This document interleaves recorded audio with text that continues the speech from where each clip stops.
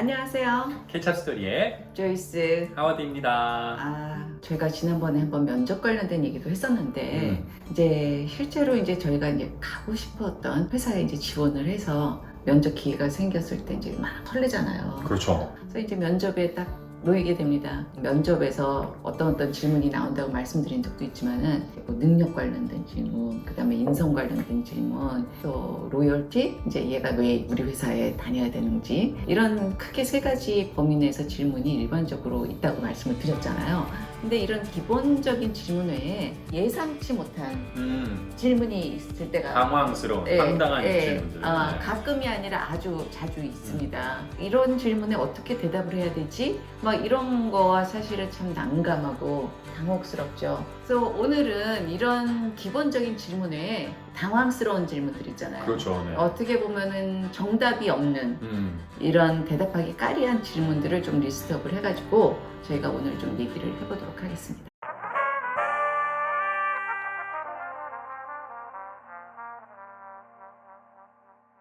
MZ세대 분들에게 제가 좀 물어봤는데요. 그분들이 봤을 때, 인터뷰를 했었을 때, 나 이 질문 정말 왜 하는지 모르겠어요. 정말 어이가 없는데, 그런 질문들 리스트를 제가 좀 취합을 했습니다. 그래서 네. 그런 질문들을 가지고 왜 인터뷰어가 이런 질문을 했는지, 의도는 무엇인지, 그런 것들을 좀 확인해 보도록 하죠. 우선 첫 번째로 제일 이제 많이 듣는 이야기가 5년 후에, 10년 후에 뭐 하고 있을 것 같아요? 무슨 사람이 되어 있을 것 같아요? 뭐 이런 질문. 그런 질문 들었을 때 되게 난감해 하더라고요. 근데 왜 할까요? 옛날부터 사람의 어떤 계획과 꿈과 어떤 미래를 가지고 있는지 아주 클래식하게 많이 나왔었던 질문 중에 하나였던 것 같아요. 그런 의도에서 하는 질문이긴 한데 시대가 정말 많이 바뀌었잖아요. 너무 많이 바뀌어서 당장 1년에 그리고 뭐 다음 달에도 내가 어떻게 될지 모르고 세상이 어떻게 돌아갈지 모르는데 요즘은 사실은 그 질문 자체가 조금 적합하진 않은 것 같아요. 제가 봤을 때는. 근데 이제 말씀드리고 싶은 거는 의도는 그런 거다. 이 사람이 계획을 가지고 살고 있는 건지 아닌 건지 그냥 뭐 맨날 하는 대로 살죠. 뭐 이거 그냥 하루하루 사는 사람인지 이런 것들을 좀 파악하기 위해서 하는 질문이긴 하죠. 아니 솔직히 성의 없는 질문이에요. 솔직히 성의 없는 질문이다? 네. 회사도 보면 5개년 계획, 10개년 계획 뭐 이런 거 맨날 짜라 그러잖아요. 네. 사실 세상이 갑자기 1년마다 바뀌고 달마다 바뀌고 하는데 5년 계획, 10개년 계획 이거 그냥 굉장히 형식적인 거거든요. 근데 그렇죠. 말씀하신 대로 사람은 계획을 가지고 가야 되니까 계획을 꼭 그거를 달성한다 안 달성한다의 문제가 아니라 그렇죠. 계획을 세운다는 관점에서 이 사람이 도대체 커리어 패스에서 어떻게 생각을 하고 있는지 그렇죠. 질문하는 거는 맞는데 좀 성의 없는 질문인 것 같아요. 제가 봤을 때 아주 솔직한 것 같습니다. 두 번째로 받는 질문인데요. 인터뷰에 들어갔는데 면접관이 질문 한두 개를 하더니만 그러고 나서 자기의 하소연을 하기 시작하는 거예요. 하소연성 멘트를 하시는 분. 면접은 안 하고 질문은 안 하고 이거 진짜 힘들다. 이렇게 되게 힘들고 이런 일들이 되게 어렵고 불편하고 되게 하소연을 하는 그런 인터뷰어들. 그래서 그런 케이스에 이런 걸 어떻게 반응을 해야 되는 건지, 나보고 이 면접을 포기하라는 건지, 이 회사 오지 말라고 얘기하는 건지, 이런 질문을 하는 의도 무엇일까요?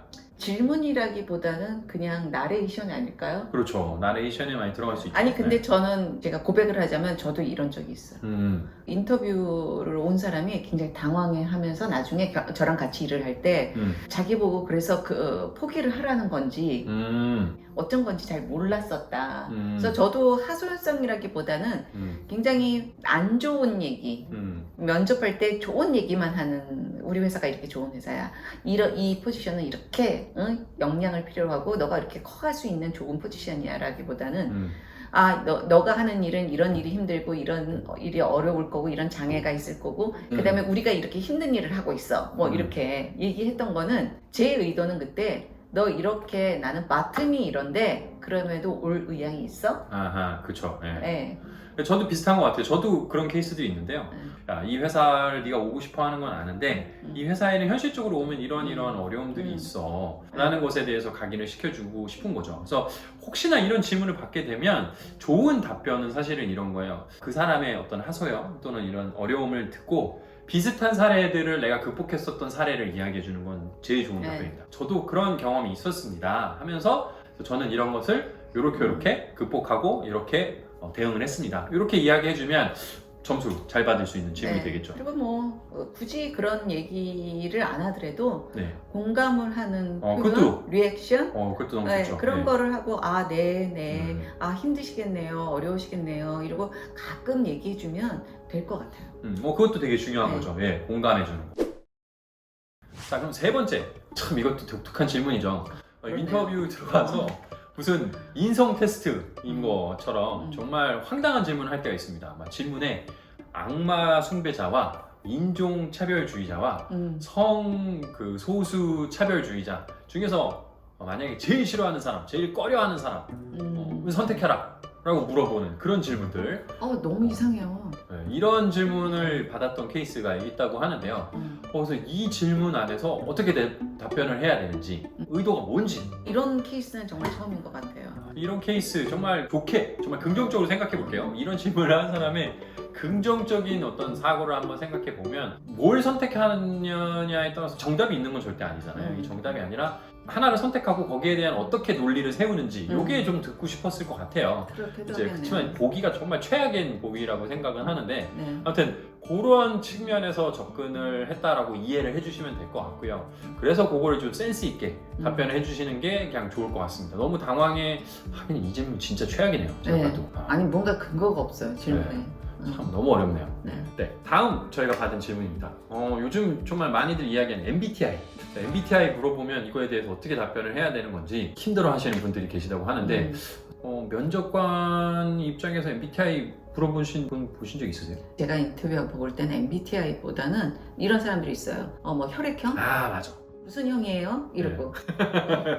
정말 그 업무랑 상관없는 음. 그런 이야기 하시는 분들도 되게 있습니다. 근데 저는 요즘 이런 거 보면 회사에서 별로 그 좋은 면접을 보는 사람이라고 생각되진 않아요. 맞아요. 이 네. 질문을 했었다라고 하면 사실은 면접관이 면접을 보는 법에 대해서 다시 한번 교육을 네, 받아야 될 거라고 생각을 하고요. 맞아요. 사실 좋은 면접, 그리고 제대로 된 면접은 직무와 관련된 면접을 진행을 해야 되는 거지, 되게 퍼스널한 그 직무랑 상관이 없는 것에 대한 질문을 하면 잘못된 거죠. 만약에 이런 질문을 받았다라고 하게 되면은 그냥 하하하 좀 너무 그냥 무겁게 생각 안 해주셨으면 좋겠어요. 가볍게 이야기를 하시면 좋을 것 같고요. 그러니까 아는 사람이 받은 질문이었대요. 좀 황당한데 서울에 왜 올라오셨어요? 이렇게 물어봤대요.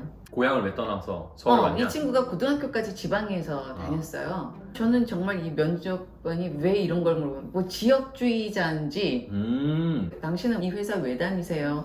아니면 어느 동네에 왜 사세요?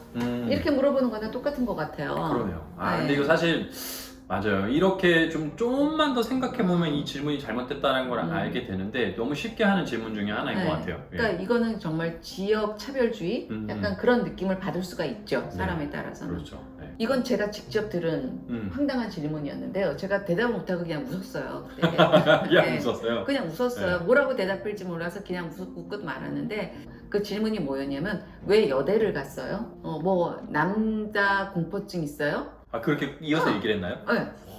뭐 여러 가지 개인 사정이 있는 거잖아요. 그리고 개인의 선택이고 왜 고기를 좋아해요? 네. 이런 거랑 똑같은 거잖아요. 왜 고기를 좋아해요? 그러니까 저도 너무 황당해서 그냥 웃었어요 그때. 아, 그러니까 정말 면접을 잘하는 거가 정말 중요한 것 같아요. 맞아요. 네. 진짜 제일 어렵고 제일 중요한 거죠. 계속해서 이제 제가 받은 황당한 질문 두 번째는, 아니 결혼도 하셨고 남편이 경제력이 있는데 왜 일하려고 해요? 저는 뭐 그때는 나이스하게 대답을 했죠. 저는 그래도 일을 좋아하고 일에서 보람을 찾고 이렇게 얘기했지만 속으로는 아니 이 분야가 싫으면 면접에 오르지 말았어야지. 그러네요. 솔직히 그러면은 불러놓고 왜 이런 질문 하는 거야? 이러고 제가 속으로 욕을 했죠. 그렇게 말하고 싶었어요. 제 생각에 정말 나쁜 게, 시대가 바뀌면 면접관의 교육도 계속 바뀌어서 네. 업데이트가 돼야 되는데 그걸 잘 못하는 것 같아요. 그러니까 면접을 들어서 아는 거예요. 면접 보는 방법을. 면접이라는 거를 그냥 자기 마음대로 하는 거예요. 뭐 또 이런 질문도 있었어요.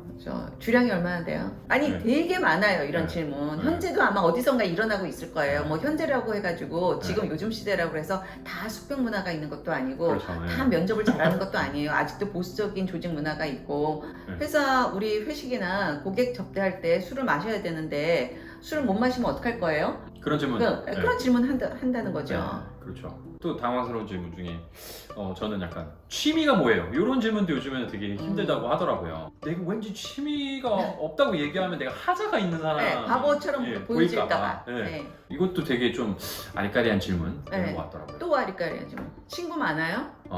이건 무슨 사회성 테스트하는 질문 같잖아요. 너 친구가 많으면 좋은 사람이고 친구가 적으면 뭔가 하자가 있는 그렇게 몰아가는 분위기잖아요. 네. 근데 그거를 굉장히 쉽게 질문을 하세요. 네, 맞아요. 그 다음에 이런 거 어디 사세요?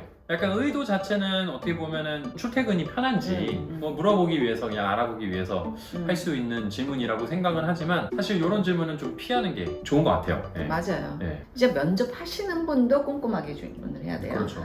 뭐를 질문할까 리스트업을 안 하고 그냥 들어가요. 들어가서 얼굴 보고 그때부터 생각나는 질문을 하는 거예요. 정말 네. 잘못된 거죠. 네. 인터뷰를 생각하면 정말 다양한 에피소드들이 누구한테나 있는 것 같습니다. 네.